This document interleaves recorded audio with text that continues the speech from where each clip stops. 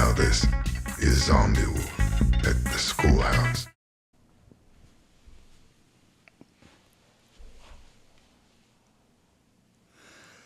So somewhere around 2001, I bought 40 acres of dirt in Wyoming. It was pretty darn cheap. I think it was like $7,000.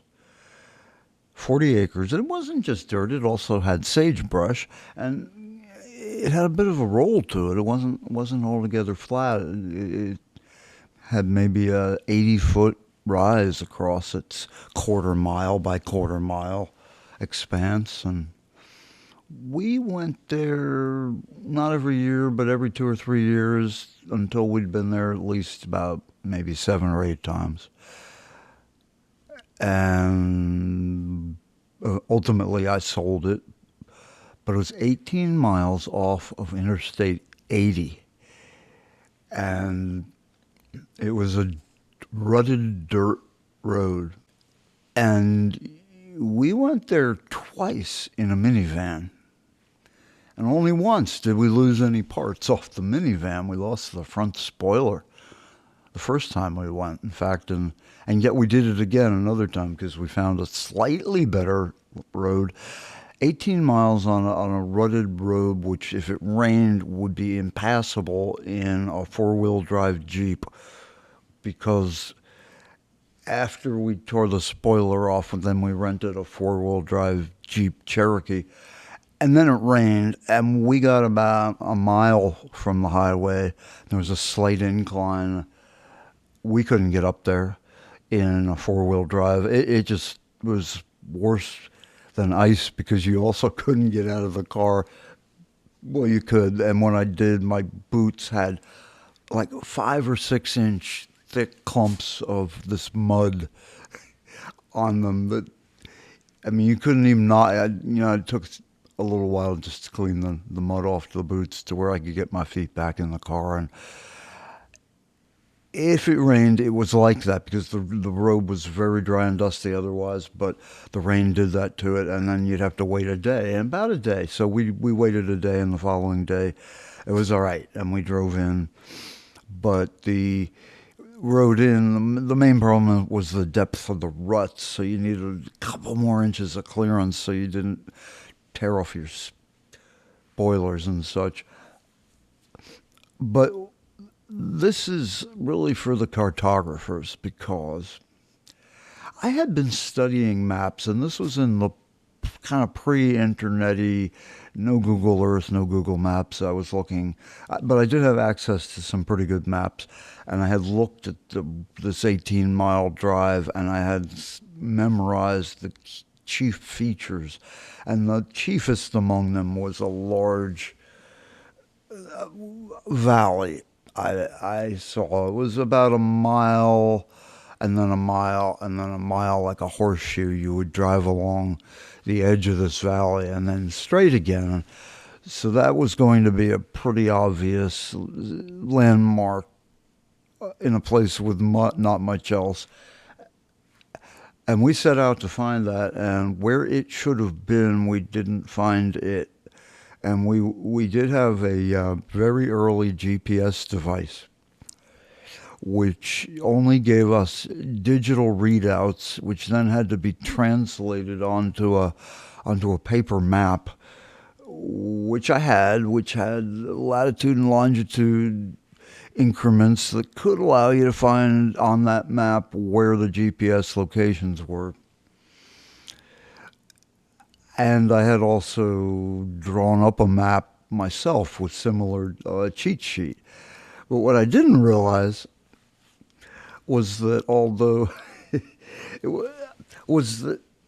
all longitude and latitude gets like, which is it, the longitude, I guess, they get wider and narrower depending on where you measure them. And I guess I measured it for the equator, and then we're up in Wyoming, and so it was off. So I only had one good GPS coordinate, and that was a major handicap. But on top of that, we were looking for a valley because I had seen maps with shaded relief. The problem was when a map is drawn and shaded relief is added so you can get a sense of the elevations, it is always done with the light shining from the top down, and the map is always oriented north. So it's lit as though the sun were shining from the north. And because of the way our minds and eyes work, that's the way it communicates properly what's up and what's down. But I had been looking at it upside down. And I had my reasons. It had to do with the orientation where we would be heading into this area. I was looking at the paper map upside down. And when you do that, it inverts the up and down, which is really strange to me in a way because the sun shines from the south in Wyoming, east to west, south, never from the north. Anyway, eventually, we recognized the shape of the roads because we found ourselves on the top of a butte where this road did exactly what we had expected the road to do in the valley, and it finally clicked that somehow I had mistaken the butte for a valley. That cost us a couple hours. And then I learned about this whole light from the north because I work with cartographers, and they're like, oh yeah, you got to look at it right side up or it inverts. Now I know. Now you know. So there you go. I mean, you're not up to do that anymore because Google's on your machine. You don't turn upside down. But when we had paper maps, you could do that, and I did that. Anyway, we got out to the ranch despite that, and it was very cool. And it had sagebrush, and there was no one else there at all, ever. And I mean, the only other sign of human life in 7 trips out there, I think we saw a car once, but there was this trailer. There was a decrepit, a rough-looking mobile home about maybe 3 miles from the interstate. It was like as soon as you went over the first hill that we didn't get over in the mud, you were out of the line of sight of the highway, and a couple more miles, there was a trailer, and it had maybe, I don't know, thousands of tires piled up around it. So it was encircled with a wall of tires, maybe 10 feet tall. But it was still open in the front because you could see it wasn't completely blocked, but it had this huge wall of tires.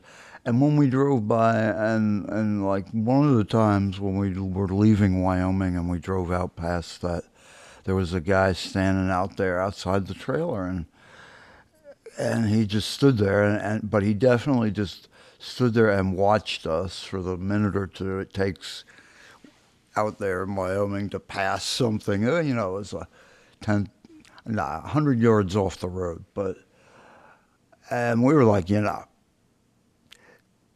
it's one of the boys was like, it's got to be meth. It's got to be meth.